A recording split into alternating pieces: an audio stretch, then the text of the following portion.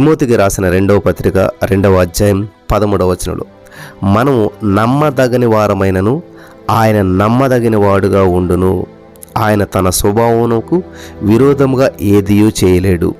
స్తోత్రం దేవా, సర్వోన్నత సర్వాధికారి.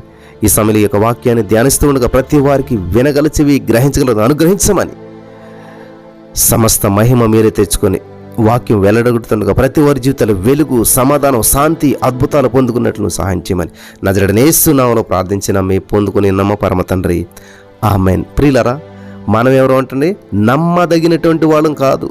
మనల్ని నమ్మటానికి ఏ విధమైనటువంటి యోగ్యత లేనటువంటి వాళ్ళు మనలో ఏ మంచి లేదు.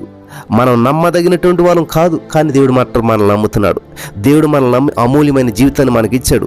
దాన్ని నాశనం చేసుకున్న మరలా ఇస్తూనే ఉన్నాడు.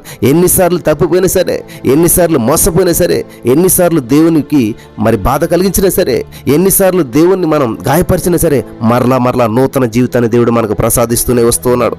ఒక అద్భుతమైనటువంటి జరిగినటువంటి సంఘటన మీతో పంచుకోవాలని చెప్పి నేను ఆశపడుతూ ఉన్నాను. దేవునికి స్తోత్రం కలుగును గాక. హల్లెలూయా. ప్రియమైనటువంటి సహోదరి స్నేహితులారా, గమనించాలి. ధైర్యం అంటే తన పని మీద తనకున్న నమ్మకం అన్నమాట. గమనించాలి. 24 గంటల పాటు ఆగకుండా వెలిగేటువంటి బల్బును, ఎలక్ట్రిక్ బల్బుని కనుగొన్నటువంటి థామస్ ఆల్వా ఎడిసన్ గారు ఎంతో కష్టపడి, ఎంతో ప్రయాసపడి, ఎన్నోసార్లు ప్రయత్నించి విఫలమయ్యి చివరికి 24 అవర్స్ ఒక్క క్షణం కూడా వేస్ట్ చేయకుండా 24 గంటలు కూడా కష్టపడి ఈ యొక్క ఎలక్ట్రికల్ బల్బును ఆయన కనుగొన్నాడు అంటాడు థామస్ ఆల్వా ఎడిసన్ గారు. అంతా కష్టపడి కనుగొన్నటువంటి ఆ బల్బుని, ఆ మొదట బల్బు మీద ఆ ప్రయోగం చేశాడంటండి. ఆయన చేసి విజయవంతం కాగానే విజయం సాధించాడంట. హార్స ధ్యానాల మధ్య దాన్ని ఏం చేశాడంటే నౌకరికిచ్చి, ఇదిగో ఇంత కష్టపడి చేసాం, ఈ బల్బుని మనం సక్సెస్ సాధించాం కాబట్టి ఈ బల్బుని తీసుకుని వెళ్ళి మేడ మీద భద్రంగా పెట్టవయ్యా అని చెప్పాడంట. ప్రియులు గమనించాలి. మేడ మీద భద్రంగా పెట్టమని చెప్పాడు. చరిత్ర పుటల్లో, మ్యూజియంలో శాశ్వతంగా ఉండవలసినటువంటి ఆ బల్బు, మొట్టమొదట కనిపెట్టినటువంటి ఆ బల్బు ఆయన జాగ్రత్తగా తీసుకుని వెళ్తూ ఉండగా అతనికి టెన్షన్ వచ్చింది. అమ్మో, అది చాలా విలువైందని చెప్పి ఆ చేతులు వణకడం ప్రారంభించాయి.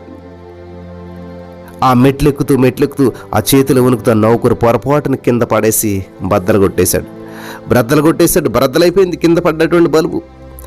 ఎంతో వ్యయ ప్రయాసలతో, ఎంతో కష్టపడి థామస్ ఆల్వా ఎడిసన్ గారు తయారు చేసినటువంటి బల్బు నేలపాలైపోయింది, పగిలిపోయింది. ప్రియులు గమనించాలి. కానీ అదే సిచ్యువేషన్లో మనం ఉంటే అరుస్తాము, గోల చేస్తాము, గగ్గోలు పెడతాము, తిడతాము, అతన్ని పని నుంచి తీసివేస్తాము, మూర్ఖుడు అని చెప్పి తిడతాము, నేనెంతో కష్టపడి చేసిందంతా ఇలా చేసామని చెప్పి అసహనానికి గురైపోతాం, ఎంతో బాధపడతాం. కానీ థామస్ ఆల్వా ఎడిసన్ గారు సాత్వికుడు, భక్తిపరుడు, హల్లెలూయా, దేవుని యందు నిరీక్షణ కలిగినటువంటి వాడు. కానీ ఆయన ఏం చేశాడంటే విసుక్కోకుండా సర్ థామస్ ఆల్వా ఎడిసన్ గారు మళ్ళీ 24 గంటలు పనిచేసేటువంటి రెండో బల్బుని తయారు చేశాడు.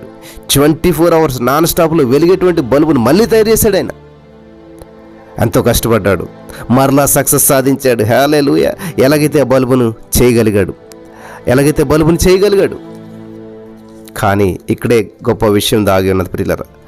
అంతా కష్టపడి మరలా బల్బుని తయారు చేసి రెండోసారి కూడా ఏం చేశాడు తెలుసా? ఆ రెండో బల్బుని తయారు చేసి తిరిగి అదే నౌకరికి ఇచ్చి భద్రపరచమని ఇచ్చాడంట. హల్లెలూయా, దేవునికి స్తోత్రం.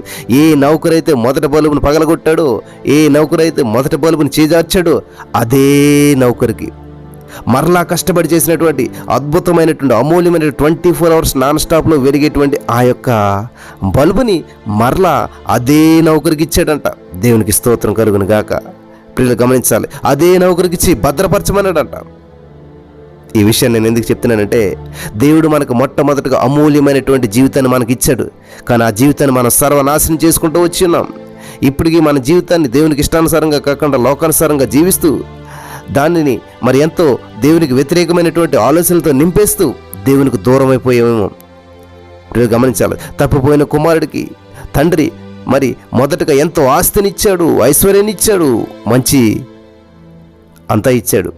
కానీ దాన్ని అంతా కోల్పోయి తిరిగి వస్తే తండ్రి అవతలకు పోలేదు, మరలా నమ్మి మరలా కుమారుడి యొక్క వారసత్వాన్ని ఇచ్చాడు, మరలా మంచి జీవితాన్ని ఇచ్చాడు. దేవునికి స్తోత్రం. తండ్రి మనసు అది. కాబట్టి ఈ రోజున ఆ యొక్క థామస్ అల్వా ఎడిసన్ గారి దగ్గర ఉన్నటువంటి ఒక మరి ఆ యొక్క నౌకరు వలె, తప్పిపోయిన కుమారుడు వలె మనం తప్పిపోయి లోకానుసారంగా జీవిస్తున్నప్పటికీ దేవుడు మళ్ళా మనం నమ్మదగిన వారం కాకపోయినా కూడా, నమ్మేటువంటి వారం కాకపోయినా సరే, దేవుడు నమ్మదగినటువంటి వాడుగా నిన్ను నన్ను నమ్ముతూనే ఉన్నాడు. ఇంకాను నీ జీవితం ఎటువంటి పరిస్థితుల్లో ఉన్నా సరే, నువ్వు ఎటువంటి బంధకాల్లో ఉన్నా సరే, నువ్వు ఎటువంటి స్థితిగతుల్లో ఉన్నా సరే, నిన్ను నమ్మి నూతనమైనటువంటి జీవితాన్ని, నూతనమైనటువంటి రోజుని నీ అకౌంట్లో వేస్తూనే ఉన్నాడు దేవుడు. హల్లెలూయా. కాబట్టి ఈ రోజున దేవుడు ఎంతో నమ్మదగిన వాడు. ఆయన మీద ఆధారపడినట్లయితే ఖచ్చితంగా మనకి ఇప్పుడు నూతనమైనటువంటి జీవితం, అభిషేకం ఉంటుంది. నమ్మిన వారు పొందుకుందురుగాక. ఆమేన్.